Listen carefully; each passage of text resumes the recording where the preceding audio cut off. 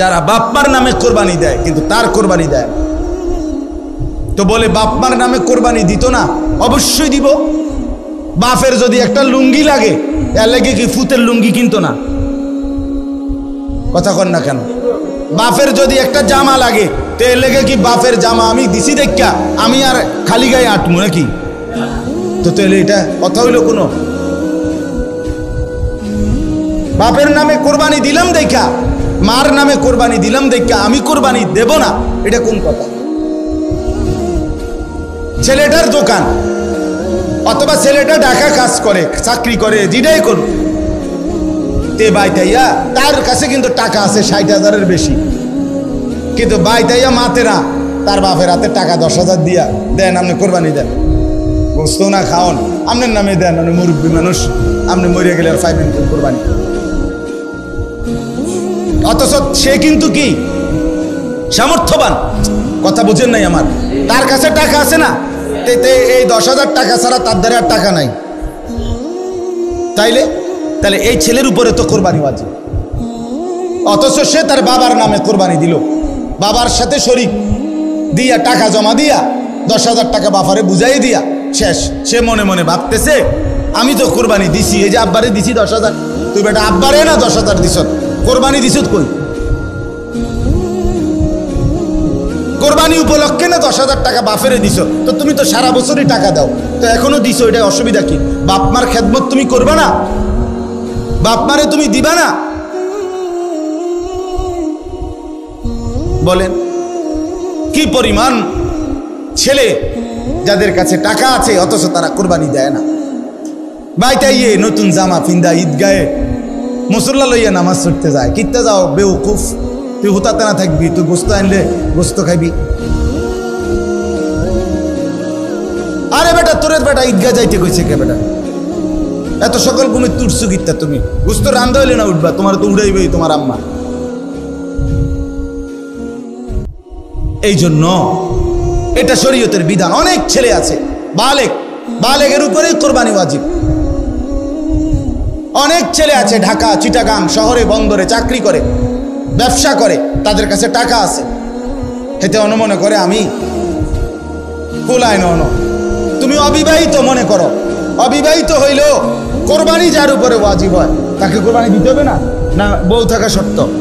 কথা কয় না, হয়তো তো এটা বুঝেই না, হয়তো মায়ের বার্তাই দেয় না এটারে, হয়তো এটা কিছুই মনে যায়। তাহলে এখানে বিবাহিত অবিবাহিত না, তো বালেগ হলেই শরীয়ত সম্মত টাকা, শরীয়ত নির্ধারিত যার কাছে আছে তাকে কোরবানি। তাহলে অসংখ্য মহিলাদের উপরে কোরবানি ওয়াজিব হয়, অসংখ্য ছেলের উপরে। ছেলেটাই অল্প বয়সী 18 বছর 20 বছরের ছেলেরে বিদেশ পাঠাই দিছে, পোলা বিদেশ থেকে টাকা পাঠায়, বছরের পর বছর বাপমার নামে কোরবানি হয়, অথচ তার কাছে আরো টাকা আছে। তাহলে ওই টাকাগুলোর কারণে তো তার উপরে কোরবানি ওয়াজিব। এই জন্য দয়া করে বাপ, আরো অনেক মাসালা আছে, আমি শুধু বুঝায় বলব। ও 2 ভাই চাকরি করে অথবা 2 ভাই ব্যবসা করে, দোনো ভাইয়ের আলাদা 2টা দোয়ান, কিন্তু সংসারে একসাথে এমন আছে না? মানে ভিন্ন হয়েছে না আর কি, দোনো ভাই বাপ মাও আছে করে, তো বাপ মার লগে একসাথে খায়। তো কাজে যেহেতু তারা এখনো সংসার ভিন্ন হয় নাই, যাদের ঘরে বউ লইয়া যার যে আলাদা থাকে যদিও, কিন্তু রান্দাবাড়ি এক লগে একসাথে খায় দেয়। তো দোনো ভাইয়েই কামাই রোজগারি করে, দোনো ভাইয়েরই কি আছে, ইনকাম আছে, দোনো ভাইয়ে মিল্লাট, এবারটা 15,000 এবারটা 15,000 মিলাইয়া 30,000 টাকা আব্বার হাতে দিয়েছি, কোরবানি দেন আমি। কারণ আমরা তো একসাথে খাই, গোস্ত তো রাইলে আমরা একসাথে খাও, আমরা কি আর এনে আলাদা খামুনি, তো গোস্তই তো খাওয়া, তো এটা তো আমরা একসাথে আসি। বুঝেন নাই কথাটা? তো এবারে এই 30,000 টাকা দিয়ে কার নামে কোরবানি দিল? বাপের নামে। তো তোমরা যে দুজন সামর্থ্যবান, তোমাদের কোরবানি কই হলো? আমি আর আপনি কোনোদিন শেষ হবে না, কবরে যেতে হবে, হাসরে যেতে হবে, মিজানের সামনে দাঁড়াইতে হবে, ফুলসেরাত পার হইতে হবে, কাজে ক্যাসেট থাকবে না, ফিতা থাকবে না, মোবাইল থাকবে না, আমি থাইকা যাব। আমাকে হিসাব দিতেই হবে, আমাকে হিসাব দিতেই হবে। এই জন্য বন্ধুরা মনে রাখতে হবে, সমবয়সী বন্ধু তোমার এই আড্ডার সঙ্গী কবরের সঙ্গী, আখিরাতের সঙ্গী। যে কিছুক্ষণ টাকা পয়সা মোবাইল অথবা শরীরের ফুর্তি করার সামর্থ্য আছে ওটুকুরই সঙ্গী, ফুরায় গেলে আর নাই। কোরবানির কথাটা এবার বলি একটু, এরপরে তরজমা বলুন। কোরবানির বিষয়ে দেখেন, শুধু একটা উদাহরণ শুনেন। কোন মুসলমান কোরবানির 3 দিন অর্থাৎ 10ই জিলহজ কোরবানি হয়, যেদিন আমরা কোরবানি করি এটারই কয় 10ই জিলহজ। তো কোরবানির দিন এবং তার পরের 2 দিন, তো 10, 11, 12 জিলহজ মাসের এই 3 দিন, মানে কোরবানির দিন আমরা যেটারে বলি তার পরের 2 দিন সহ, এই 3 দিনের ভিতরে যদি কারো কাছে 52.5 বড়ি রূপার সমপরিমাণ টাকা মূল্য থাকে তাহলে তার উপরে কোরবানি ওয়াজিব। 52.5 বড়ি রূপার দাম সর্বোচ্চ যদি 1000 টাকা করে হয় বড়ি, রূপার বড়ি কম, স্বর্ণের বড়ি বেশি। রূপার বড়ি 1000, 1200, 1300, কখনো কখনো 2700 টাকাও হয়। তাইলে যদি 1000 করে গড়ে হয় তাহলে 52,500, 52,500 কিনা এই ঈদের দিন, কোরবানির ঈদের দিন এবং তারপরের 2 দিনের মধ্যে যে কোনো টাইমে কারো কাছে যদি নিজের ঘরের এই মৌলিক প্রয়োজন, ওই যেটা আমি বললাম হাওয়ায় যে আসলি, বউ বাচ্চার বাজার, ওষুধপত্র সহ আমরা মৌলিক খরচ যেটা মোটা দাগের, এই মৌলিক খরচ যা তার অতিরিক্ত যদি ওই পরিমাণ টাকা সম্পদ কারো কাছে থাকে তার উপরে কোরবানি ওয়াজিব। আল্লাহ রাসূল সাল্লাল্লাহু আলাইহি ওয়াসাল্লাম বলেন, যার উপরে কোরবানি ওয়াজিব হলো অথচ কোরবানি সে করলো না, রাসূলুল্লাহ সাল্লাল্লাহু আলাইহি ওয়াসাল্লাম স্পষ্ট বলছেন, ফালা ইয়াকরাবান্না মুসাল্লানা, সে যেন ঈদগাহে না আসে, সে যেন আমাদের নামাজে না আসে। এই অপদার্থ তুই ঈদের নামাজ পড়তে আসবি না। রাসূলুল্লাহ সাল্লাল্লাহু আলাইহি ওয়াসাল্লাম স্পষ্ট নিষেধ করছে, নাফরমান তুই আসবি না, তুই উঠতেলা, তুই ঘরে থাক। বলেন,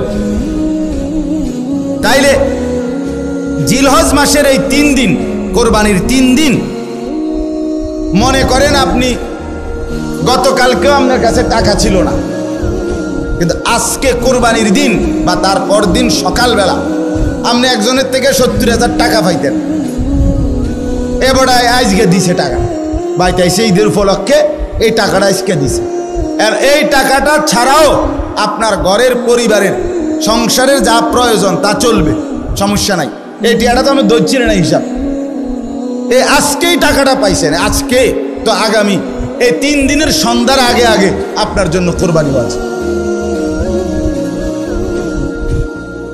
যে মহিলার কাছে স্বর্ণ আরো কিছু নগদ টাকা আছে, 2টা মিলাইয়া যদি, যেমন একজন মহিলার কাছে মনে করেন 1 বড়ি স্বর্ণ আছে, 2 বড়ি 1.5 বড়ি, এটা তো থাকেই, একেবারে ন্যূনতম 1-1.5 বড়ি স্বর্ণ তো যে কোনো মহিলারে আছে, বুড়া বেড়ির ভিতরে আছে, মহিলারও আছে, একেবারে গরিব বুড়া আবার ঘরেও আছে।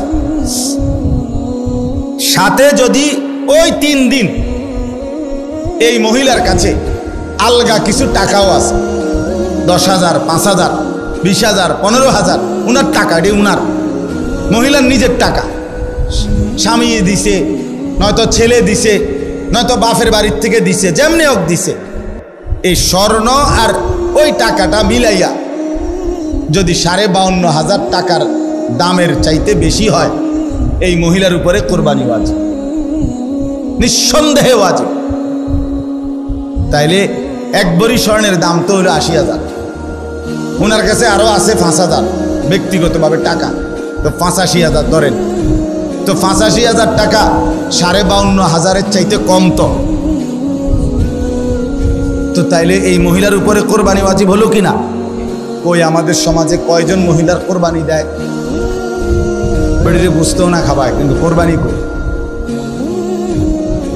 রুটি গুস্ত না খায় উনি কিন্তু কোরবানি হইল। রাসূলুল্লাহ সাল্লাল্লাহু আলাইহি ওয়াসাল্লাম বলেন, যে ব্যক্তি সামর্থ্য থাকার পরেও কোরবানি করলো না, সে যেন আমাদের নামাজে না আসে। কি পরিমাণ ধমক দিছে! তাহলে আমি এই দুইটা মাসালা আপনাদের বুঝাই, কোরবানির বিষয়ে বোঝা দরকার। আপনি মনে করেন ছেলেটা বিদেশ, অধিকাংশ মানুষের ছেলে বিদেশ আছে, তাহলে সে টাকা রোজগার করে। এখন হে প্রত্যেক মাসে বা 2 মাসে 3 মাস পর পরই বাফেরে 20,000 30,000 টাকা দেয়। এই ছেলেটা বাফের লাগিয়া পাঠায়, বাপ মার লাগে। এখন কোরবানির সামনে এই উপলক্ষে ছেলেটা 30,000 টাকা পাঠাইছে, অথবা অন্যান্য বারের চাইতে 5,000 বেশি পাঠাইছে। ধরেন আগে পাঠাইতো সবসময় 30,000, যেহেতু কোরবানি এই জন্য পাঠাইছে 40,000। কথার কথা 10,000 বেশি পাঠাইছে। এখন এই টাকাটা দিয়া ছেলেটার মা এবং বাপের কোরবানি করছে, বাপ মার নামে কোরবানি দিছে। এখন ছেলেটা, তার কাছে তো টাকা আছে, তার তো এই শুধু 30,000 টাকা না, তার কাছে তো তার ব্যক্তিগত জমানো টাকা আছে। তো তার কাছে তো অবশ্যই 52,500 টাকার অতিরিক্ত টাকা তার কাছে ব্যাংকে হোক যেখানে হোক তার কাছে জমা আছে না? কথা বলেন না কেন? তাহলে এই ছেলেটার উপরে কোরবানি ওয়াজিব কিনা বলেন না? তো এখন তার যে বাংলাদেশে তার বাপ মার নামে কোরবানি হলো, দিল, তো তাদের সওয়াব হইল, ঠিক আছে, তাদের কোরবানিও হয়েছে, কিন্তু এই ছেলের কোরবানি আদায় হয়েছে নি? কথা বলেন না কেন? তো এই 10 বছর ধরে ফোলাগা বিদেশ থেকে টাকা পাঠায়, বাপ মার নামে কোরবানি হয়, তার কোরবানি? সে তো গুনাহগারী থাইকা গেল, সে তো নাফরমানি থাইকা গেল। এই ছেলের জন্য তো ঈদের নামাজ পড়তে নিষেধ করছে আল্লাহ, নবীজি সাল্লাল্লাহু আলাইহি ওয়াসাল্লাম। তুই তো পাপী রয়ে গেল। তাইলে বলেন কি পরিমাণ মুসলমান, এই চিন্তা হিসাব করিলে কত পরিমাণ প্রবাসী অসংখ্য এমন আছে, পোলা বিদেশ থেকে টাকা পাঠায়, বছরের পর বছর বাপমার নামে কোরবানি হয়, অথচ তার কাছে আরো টাকা আছে। তাহলে ওই টাকাগুলোর কারণে তো তার উপরে কোরবানি ওয়াজিব। এই জন্য দয়া করে বাপ, আরো অনেক মাসালা আছে, আমি শুধু বুঝায় বল। ও 2 ভাই চাকরি করে অথবা 2 ভাই ব্যবসা করে, দোনো ভাইয়ের আলাদা 2টা দোয়া, কিন্তু সংসারে একসাথে এমন আছে না? মানে ভিন্ন হয়েছে না আর কি, দোনো ভাই বাপ মাও আছে ঘরে, তো বাপ মার লগে একসাথে খায়। তো কাজে যেহেতু তারা এখনো সংসার ভিন্ন হয় নাই, যাদের ঘরে বউ লইয়া যার যে আলাদা থাকে যদিও, কিন্তু রান্দাবাড়ি এক লগে একসাথে খায় দেয়। তো দোনো ভাইয়েই কামাই রোজগারি করে, দোনো ভাইয়েরই কি আছে, ইনকাম আছে। দোনো ভাই মিল্লা এবারটা 15,000, এবারটা 15,000 মিলাইয়া 30,000 টাকা আব্বার হাতে দিয়েছে, কোরবানি দেন আমি। কারণ আমরা তো একসাথে খাই, গোস্ত তো রাইলে আমরা একসাথে খাও, আমরা কি আর এনে আলাদা খামুনি? তো গোস্তই তো খাওয়া, তো এটা তো আমরা একসাথে আসি, বুঝেন নাই কথাটা? তো এবারে এই 30,000 টাকা দিয়ে কার নামে কোরবানি দিল? বাপের নামে। তো তোমরা যে দুজন সামর্থ্যবান, তোমাদের কোরবানি কই হলো? এই 2 জন, তোমরা যে 2 জনের উপরে কোরবানি ওয়াজিব হলো, তোমাদের কাছে তো 60,000 টাকা বা তদুর্ধ্ব টাকা আছে, তো এটা তোমাদের ওয়াজিব কই? এটা কি গোশত খানা? শুধু কোরবানি মানে গোশত খাওয়া? তো এরকম অগণিত মানুষ ভুল করছে। আচ্ছা, যদি বয়ের মাসালা কোনটা? মনে করেন 7 শরিকের কোরবানি, 6 শরিক আলগা হয়ে গেছে, আর এইখানে যে একটা শরিকের মধ্যে এরা 2 জন শরিক হয়েছে, এই 2 ভাই, কিন্তু দোনো ভাইয়ের উপরে কোরবানি ওয়াজিব। দোনো ভাইয়ের সামর্থ্যের কারণে, মানে দোনো জনের কাছে টাকা আছে আলাদা আলাদা, এখন কোরবানি ওয়াজিব হলে এনে 2 জনের, একজনের না 2 জনের, তো আগের আছে আলগা 6 শরিক মনে করেন, আর এরা 2 ভাই মিল্লা টাকা দিয়া 1 শরিক লইল। তো দেখতে না আপনার কাছে মনে হইলো কয় শরিক? 7 শরিক, কিন্তু কোরবানি ওয়াজিব ওয়ালা শরিক মূলত হয়েছে কয়জন? তো একজনের কোরবানিও হবে। ইন্না আউওয়ালা বাইতিন উদিআ লিন-নাসি লাল্লাযী বিবাক্কাতা, হজ এটা মূলত করা হয় কাবা ঘরকে কেন্দ্র করে। কাকে কেন্দ্র করে? আল্লাহ তাআলাকে যদি প্রশ্ন করেন, আল্লাহ কাবাকে কেন্দ্র করে হজ কেন করতে হবে? নামাজ বাড়িঘরে হয়, রোজা যে যেখানে আদায় হয়, জাকাত যে যেখানে আছে সেখান থেকে দিলেই হয়। তো হজ্জে কি কি করতে হবে আপনি আমার এটা কোনায় ব্যবস্থা করি। কথা বুঝছেন কি না? নামাজ জাকাত রোজা যেহেতু এখানেই পালন করতে পারি, হজ্জের জন্য এখানে যাইতে হবে কেন? তো আল্লাহ তাআলা কাবা ঘরের কতগুলো বৈশিষ্ট্য আল্লাহ তাআলা এখানে বলছেন। বলার পরে বলছেন এই এই বৈশিষ্ট্যগুলোর কারণে আমি আমার এই ঘরকে কেন্দ্র করে হজ ফরজ করলাম। কি কি বৈশিষ্ট্য কাবা, যেটা আমনের বাড়িঘরে নাই, যেটা বাংলাদেশ চীন জাপানে নাই, যেটা মক্কার ওই কাবা ঘরে আছে, সেটা আর কোথাও নাই। ওই বৈশিষ্ট্যগুলো শুধু সেখানেই পাওয়া যায়, অতএব সেখানেই হজ করতাম। 1 নাম্বার, ইন্না আউয়ালা বাইতিন, আল্লাহ বলে আমার এই গোটা জমিনের কায়নাতের মধ্যে ওই জায়গায় যে কাবা, এটাই জমিনের প্রথম ঘর। জমিনের প্রথম, এটা মর্যাদা, কাবার বৈশিষ্ট্য, এটা প্রথম ঘর। এই পৃথিবীতে প্রথম মাটি তে আল্লাহ তাআলা এই গোটা পৃথিবীতে প্রথম যে ঘরটা বানিয়েছেন সেটা কাবা, এটা এটার বৈশিষ্ট্য। 2 নাম্বার, ওয়াদিআ লিন্নাস, এই ঘরটা আমি আল্লাহর পক্ষ থেকে বানানোই হয়েছে মানুষের জন্য। মানুষ সেখানে আসবে, আমার বান্দারা আসবে, এই জন্য আল্লাহ তাআলা কাবা বানাইয়া ইব্রাহিম আলাইহিস সালামের মাধ্যমে ইব্রাহিম নবীকে বলছে আযযিন ফিন্নাস বিল হজ, ইব্রাহিম তুমি মানুষদেরকে এই ঘরের উদ্দেশ্যে হজ করার জন্য ডাকো। তাহলে আল্লাহ বলেন আমি বানাইছি মানুষের জন্য, তো মানুষ যাবে না তো কে যাবে? আমার বান্দা আসবে না তো কে আসবে এখানে? তো এটা বানানোই হয়েছে ইমানদারের জন্য, এটা বানানোই হয়েছে মুমিনের জন্য, এটা বানানোই হয়েছে মুসলমানের জন্য। সুবহানাল্লাহ। 3 নাম্বার, লাল্লাযী বিবাক্কা, আল্লাহ বলে কাবা শুধু কেবল এটা মক্কাতেই অবস্থিত। কোথায় অবস্থিত? কাজেই এত বাই এত, দৈর্ঘ্যে কত, প্রস্থে কত, সব কিছু একেবারে ইঞ্চি মিলাইয়াও যদি পৃথিবীর অন্য কোথাও কেউ এমন একটা ঘর করে এবং এইভাবে কালো যেই গিলাফটা, কালো গিলাফ কাবা ঘরের মধ্যে লাগায়, এটা তো সৌদি আরবে কোম্পানিতে বানায়, একটা নির্দিষ্ট জায়গা আছে, ওরা সারা বছর এই গিলাফটা বানায়। তো এই গিলাফ এখানে একটা বানাইলে এটা এরকম 1000টা গিলাফ বানানো কি অসম্ভব? তো এটা জায়গায় জায়গায় এরকম একটা ঘর বানাইয়া গিলাফটা লাগাইয়া দিলেই তো হয়। আল্লাহ বলে না, হয় না। লাল্লাযী বিবাক্কা, এটা মক্কাতেই হতে হবে, এখানেই যেটা এটাই এটাই। এই জন্য ওই যে আব্রাহা বাদশাহ ইয়ামানে বানাইয়া কাবার মর্যাদা দিতে চাইছিল, মক্কার এক লোক গিয়া ওইখানে পেশাব পায়খানা করে দিয়েছে, যা তোর এটা বেঁচে দিলাম। এই কারণেই আব্রাহা বাদশাহ হাতি নিয়ে আসছিল কাবা ধ্বংস করছে। কথা বুঝছেন তো? এটা মক্কাতেই অবস্থিত।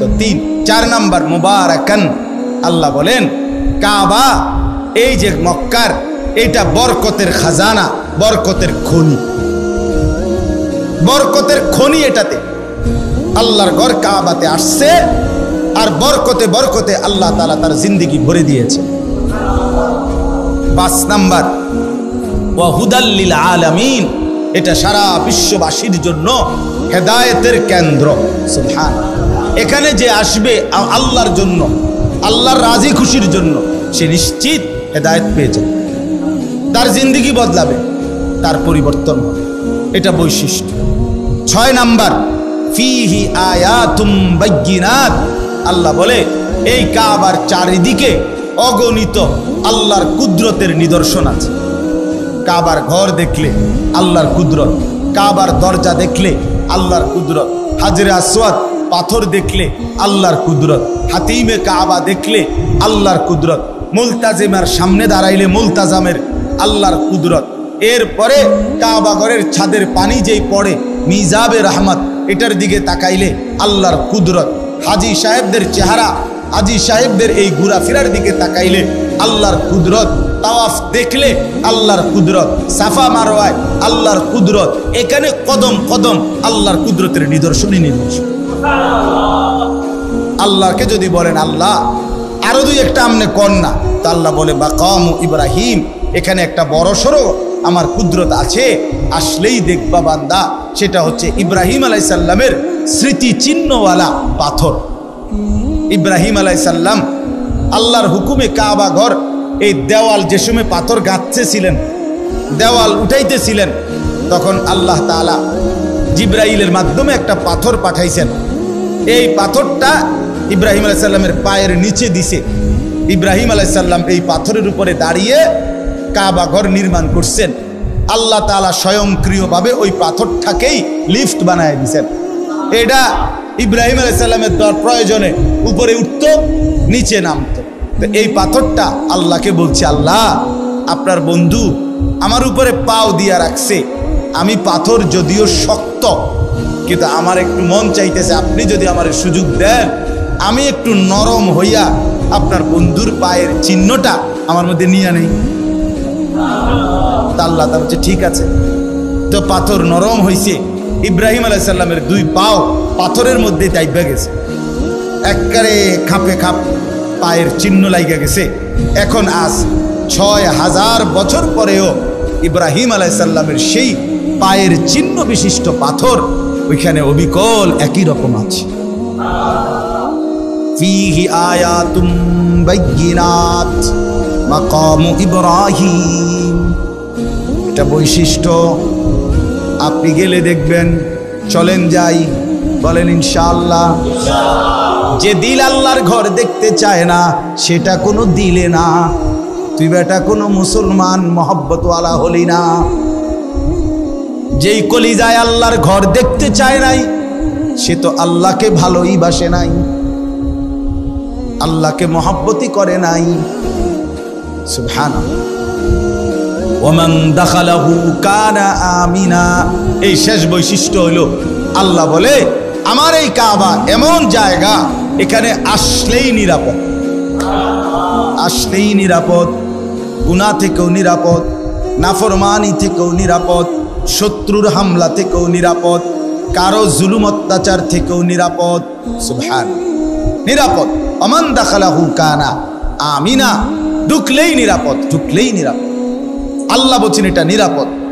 এই এত কিছু বলে শেষ কথাটা দেখেন, আল্লাহ তাআলা বলেন কাবার কি কি বৈশিষ্ট্য কইল, 9টা বৈশিষ্ট্য কইছে।